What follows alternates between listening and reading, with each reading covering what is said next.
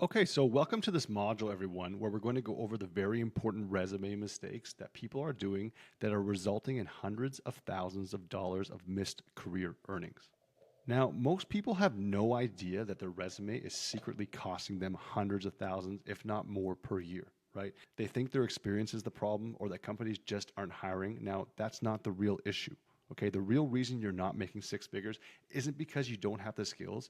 It's because your resume is selling you short. It's because your resume is giving companies reasons to overlook you. Okay, in this video, I'll show you exactly why your resume is blocking you from high paying jobs and how to fix it in 4 simple steps. So let's get into it. Now, step one is that you want to make your company, your past companies, look bigger and better.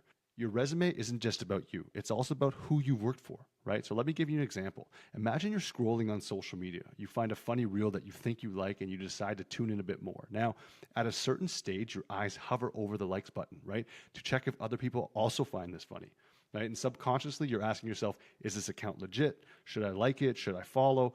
And the more likes you see, the more you trust the post and maybe even the creator, right? Now, hiring managers do the same thing. Okay, they are looking for social proof that you are actually going to be a good candidate. The only difference here is that they can't judge you by a photo or how many people like your social media. They will judge you on the companies you worked for, period. And this is where most people make a huge mistake. You see, they'll write something weak like XYZ Corp, right? A software company that provides cloud solutions. This does nothing to elevate your brand because if your company doesn't sound impressive, hiring managers assume your experience isn't impressive either. The same way less likes on social media posts might prompt you to scroll past it. High-paying companies look for candidates with experience at industry-leading companies. So even if your company isn't well known, you need to position it as a major player.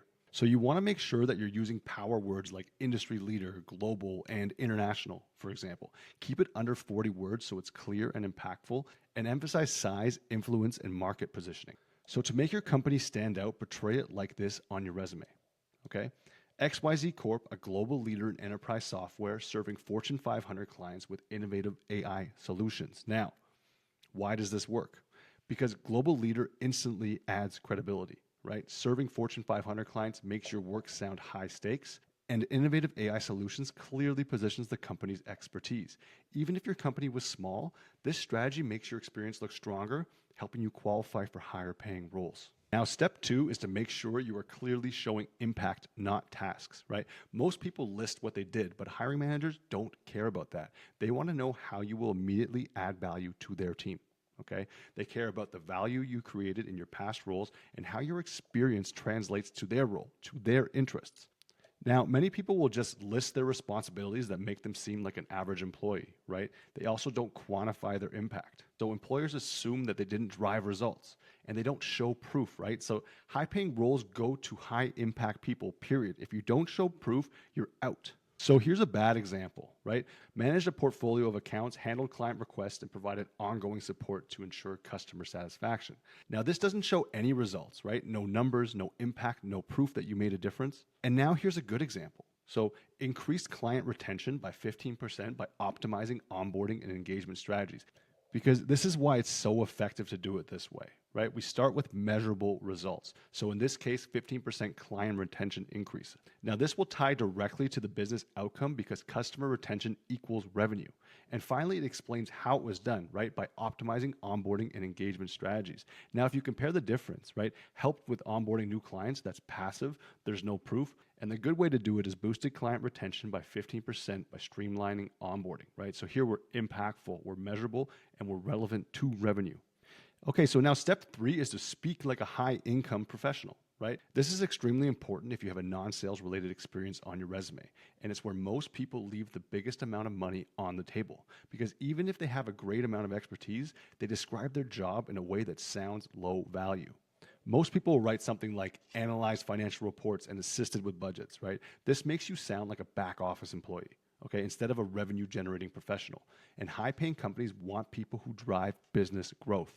So here's how you can fix it, right? First, you always want to connect your work to money, okay? We want to show tangibly how our work directly affected top line sales, revenue, efficiency, and business growth, okay? So we want to use action words that highlight leadership and influence. And here's an example of the proper way to phrase financial reporting from before, okay? Optimize financial reporting, improving sales forecasting accuracy by 20%, directly impacting revenue strategy. And this is why it works. So first, it connects you to revenue, right? So improving sales forecasting accuracy by 20%. It also makes your role sound strategic. Literally, the work you do, even though it's only reporting, drives business decision making. Okay. And finally, it proves that you made an impact. So it sets the expectations that you will make an immediate impact when being hired. And guys, when you compare the difference, so prepared reports for the sales team, like that's admin work, right? But if you provided sales teams with data-driven insights leading to a 10% increase in deal conversions, that's high impact revenue generating work. Now, step 4 and this last step is very important. I can't stress this enough, and it's the main reason why people miss out on 6-figure jobs, okay? They don't tailor the resume to fit the job description. They think that they need to do volume and send the same generic resumes to every job posting. All this does is result in so much time spent in company portals, frustration of not getting any traction, and it's the main reason why people quit their search and settle into their current situations. Because guys, high-paying jobs aren't looking for good enough, okay? They're looking for the perfect fit. So here's how you can fix it, okay? First, you want to analyze the job description. So what skills and qualifications do they want? Then you want to adjust your experience to match those requirements. And finally, you want to prioritize the most relevant achievements at the top. Your resume should read like it was written exactly for the role you want. Now, let's say a job description mentions client acquisition and business growth. So a bad example is manage customer accounts and provided support. It's too vague, right? A good example would be led client acquisition strategy, bringing in $500K in new business and increasing retention by 20%. Now, why does this work, guys? Well, because it mirrors the job description. Client acquisition plus business growth, right? It includes measurable results, so $500K in new business plus 20% in retention increase, and it positions you as the ideal candidate.